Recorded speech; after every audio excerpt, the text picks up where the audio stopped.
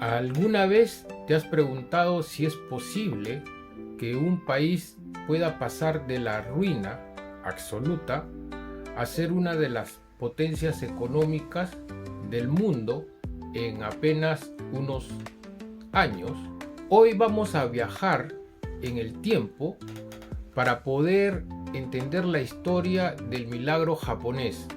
Es una historia de trabajo duro y una mentalidad que cambió el destino de toda una nación. Imagínate que estamos en 1945.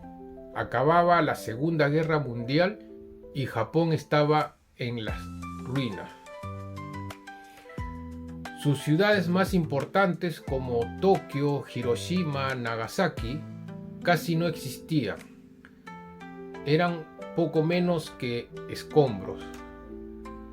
La industria, como te imaginarás, estaba paralizada. La comida escaseaba y el espíritu de los japoneses estaba por los suelos. El país había perdido más de 3 millones de vidas y su soberanía estaba en manos de las fuerzas de ocupación aliadas, lideradas por Estados Unidos. Desde cualquier punto de vista, el futuro parecía desolador, un callejón sin salida. La pregunta sería, ¿cómo levantar un país de semejante catástrofe? Aquí es donde podríamos decir que comienza la magia, o mejor dicho, el trabajo duro. La reconstrucción no fue un golpe de suerte, fue el resultado de una combinación de factores claves, tanto internos como externos.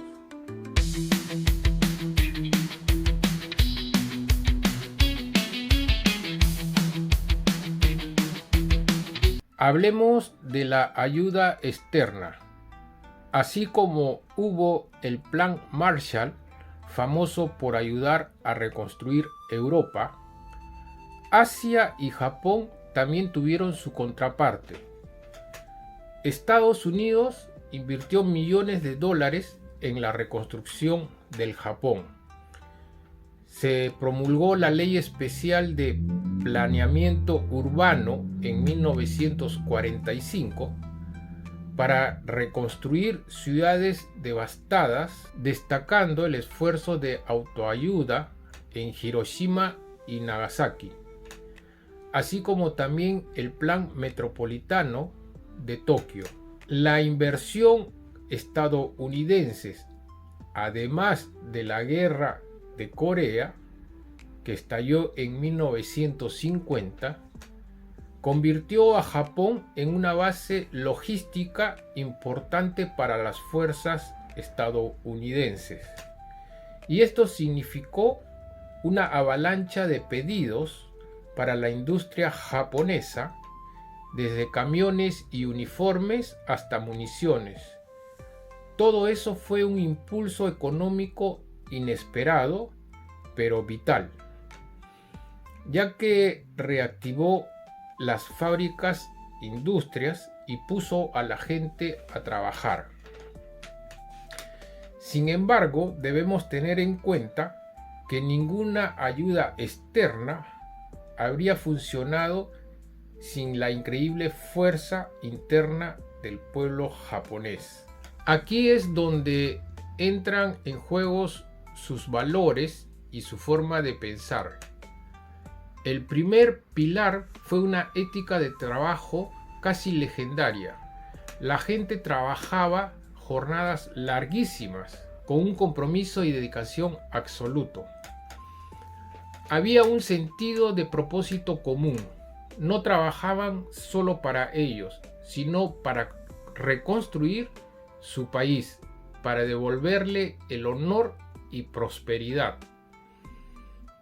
Esa mentalidad se resumía en el concepto de Ganbaru, que significa hacer el mejor esfuerzo ante la adversidad, algo que perdura hasta ahora.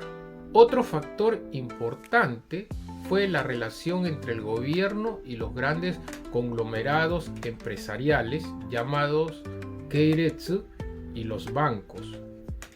Este triángulo de poder, liderado por el Ministerio de Industria y Comercio, identificaba industrias estratégicas con potencial de exportación, como el acero, barcos y más tarde automóviles y la electrónica. Luego canalizaba préstamos a bajos intereses desde los bancos hacia estas empresas. Era una estrategia para que dichas empresas crecieran y exportaran, brindando empleo a miles de personas. Era una estrategia industrial planificada y ejecutada cuidadosamente. Las empresas japonesas, por su parte, desarrollaron un modelo innovador. A diferencia del modelo occidental, donde los empleados cambian de trabajo con frecuencia, en Japón se puso en práctica el empleo de por vida. Las grandes corporaciones ofrecían seguridad laboral a sus empleados desde que salían de la universidad hasta jubilarse. A cambio, obtenían una lealtad a través de los años y una fuerza laboral dispuesta a darlo todo por la empresa. La compañía era como su segunda familia. Se fomentaba las decisiones en grupo y la mejora continua, un concepto conocido como Kaizen. El Kaizen es una filosofía que, en lugar de buscar grandes cambios, a veces traumáticos, se enfoca en hacer pequeños cambios, pequeñas mejoras constantemente en todos los aspectos de la producción.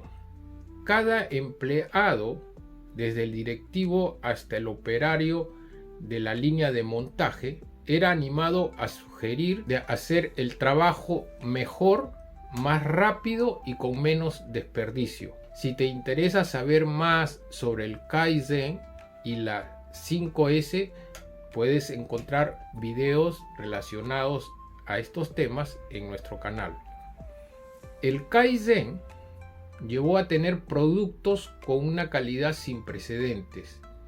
Por eso compañías como Sony, Toyota, Panasonic empezaron a ser sinónimos de fiabilidad y excelencia. Por ejemplo, el sistema de Toyota, Just in Time, revolucionó la manufactura mundial. En japonés es Kanban Hoshiki, que se resume como produce solo lo que necesitas, cuando se necesita y en la cantidad necesaria, para minimizar el inventario y reducir costos. Otro pilar de desarrollo económico del Japón fue sin duda su educación.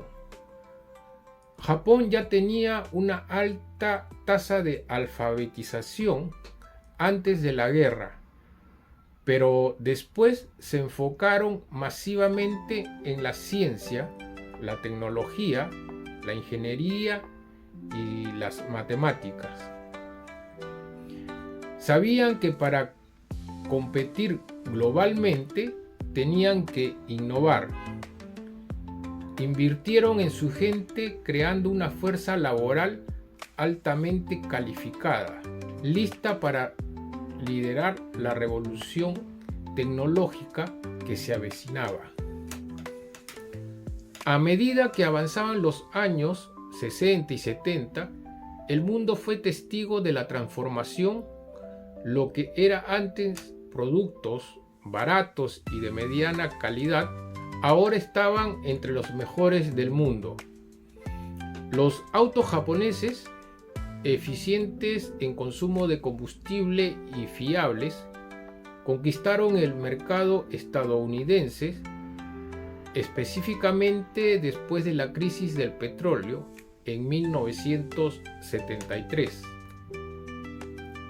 Los televisores, radios y reproductores de música de marcas como Sony se convirtieron en objetos de deseo de millones de personas en el mundo. El Shinkansen, el tren bala inaugurado en 1964 para los Juegos Olímpicos de Tokio, se convirtió en un símbolo de modernidad y eficiencia. En solo 2 décadas, Japón había pasado de ser un país devastado por la guerra a ser la segunda economía más grande del mundo. Pero, ¿cuáles eran los valores que sostenían todo este esfuerzo? Uno de los más importantes es el wa, que se traduce en armonía social. En la cultura japonesa, el bien del grupo está por encima del individuo. Esta idea se reflejaba y se refleja hasta ahora en las empresas y en la sociedad en general. Se buscaba el consenso, evitar el conflicto directo. Había un profundo sentido de responsabilidad, porque si el país prosperaba, todos prosperarían. Otro valor era el increíble enfoque de ahorro. Las familias japonesas ahorraban una gran parte, una parte bien alta de sus ingresos, que depositaban en los bancos, que a su vez lo prestaban a las empresas para que invirtieran en nuevas fábricas y tecnología. Era un círculo virtuoso de ahorro, inversión y crecimiento. Este sistema, tan exitoso durante décadas, también mostró sus límites cuando la burbuja económica estalló a principios de los 90, llevando a un largo periodo de estancamiento conocido como la década perdida. Ya más adelante estaré subiendo un video compartiéndoles qué fue la burbuja económica en el Japón. Aún así, la historia del milagro japonés sigue siendo una época reconocida y admirada en la historia moderna. Nos enseña que la adversidad, por más profunda que sea, puede superarse con visión, disciplina y un fuerte sentido de propósito común. Nos muestra el poder de la educación, la innovación y ética de trabajo. Desde las cenizas de la guerra, Japón no solo reconstruyó sus ciudades, sino que se reinventó a sí mismo, creando un modelo que sería estudiado y admirado por todo el mundo. Es la prueba de que, con la mentalidad correcta y el esfuerzo colectivo, un pueblo puede lograr lo que parece imposible. Si has sacado alguna lección positiva del milagro japonés, déjamelo saber en los comentarios. No te olvides de dejarme un like, suscríbete. Gracias por ver el video y hasta la próxima.